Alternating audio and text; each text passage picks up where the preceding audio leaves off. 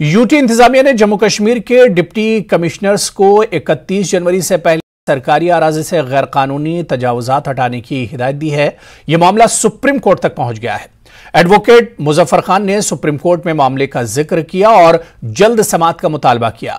CGI ने इस मामले में बेंच तश्कील देने और तारीख देने को कहा है। दरहकीकत यूटी इंतजामिया के एक सर्कुलर के जरिए 31 जनवरी तक रोशनी एक्ट और कचहरी की जमीन से 100% तजावुजात हटाने की हिदायत दी गई है। इस फैसले पर जम्मू कश्मीर के बीजेपी कारकुनों ने भी नाराजगी का इजहार किया है।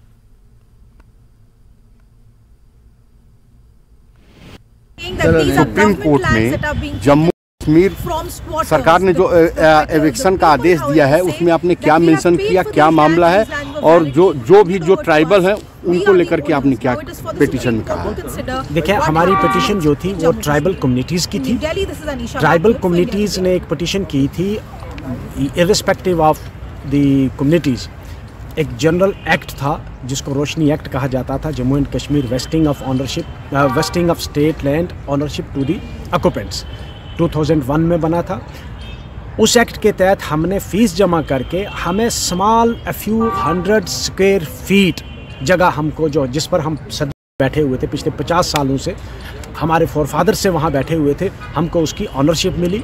हमने वहाँ हाउस बिल्ड किया और इस आर्डर में कम से कम जो रोशनी एक्ट के तहत जिनको कन्फर्मेंट हो गई थी ऑनरशिप की, उनको भी एक्सक्लूड नहीं किया गया था। सुप्रीम कोर्ट में जब ये पिटीशंस यहाँ लगी थी तो सॉलिसिटर जनरल साहब ने on behalf of the government of Jammu and Kashmir एक स्टेटमेंट दी थी कि हम इनको फोर्सिबली इविक्ट नहीं करेंगे, we are not going to take any coercive action against. इनको कब तक इविक्ट किया जाना है, कब तक का ये 31 जनवरी लास्ट डेट फिक्स की गई है उनको इविक्ट करने के लिए। अच्छा। तो उसी अर्जेंसी के सिलसिले में हमने चीफ जस्टिस साहब से रिक्वेस्ट की थी, उन्होंने कहा लोग बेंच बनाए।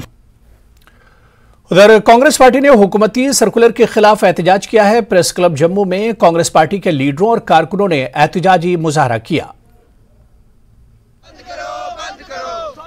जी, मैं ये आज पुंछ में ये प्रोटेस्ट हो रहा है इस तलक से कि जो ये अहकामात हुए हैं, ये जो लैंड एक्विजिशन की बात है, बेदखली की बात है, उस तलक से यहाँ पे बड़ी परेशानी है पुंछ में।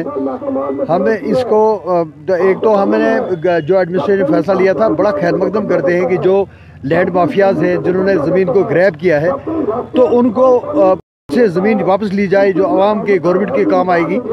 लेकिन so far as Poonch is concern, यहाँ पे इस किस्म का आपको कोई इंसान नहीं मिलेगा। यहाँ पे 2-2, 3-3, 4-4 मरलों पे या 2 मरलों पे या 6 मरलों पे, 1 कनाल पे, 2 कनाल पे जो लोग पिछले 100 साल से रह रहे हैं।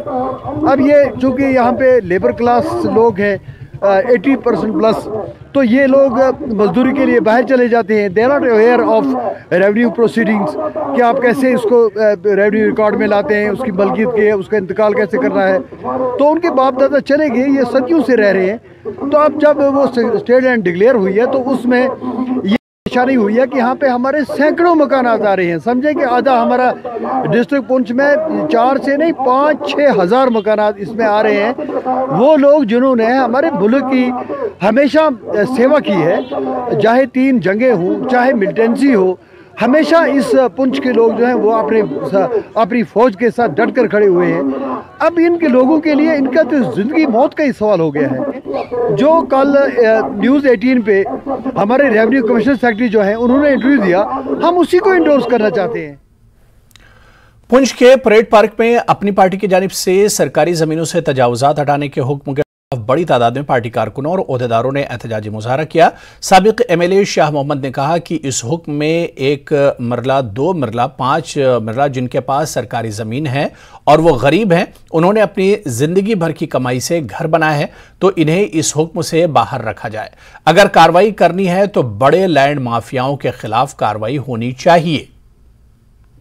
कि जो लैंड माफियाज हैं, लैंडलॉर्ड्स हैं, अमीर लोग हैं जिन्होंने ग्रैब किया ज़मीन को, उनसे छीन लो, जिसमें तो पूरी आवाम खुश है। लेकिन सो फार पुअर कंसर्न, मैं मजदूर की बात कर रहा हूँ, मैं एक 4th क्लास की बात कर रहा हूँ, मैं किसान की बात कर रहा हूँ। ये जो मजदूर है, ये लोग जो बड़ी मुश्किल से अपनी ज़िंदगी बसर कर रहे हैं, जिन्होंने ज़िंदगी भर की पूंजी लगा दी और 2-2 कमरे बना लिए, आज गवर्नमेंट ये ऐलान करे उनको उड़ा के रख देंगे तो बताइए वो कहाँ जाएंगे। के लोगों को किसी को छेड़ा गया तो मैं उसी अल्लाह को हाजिर नाज़िर जान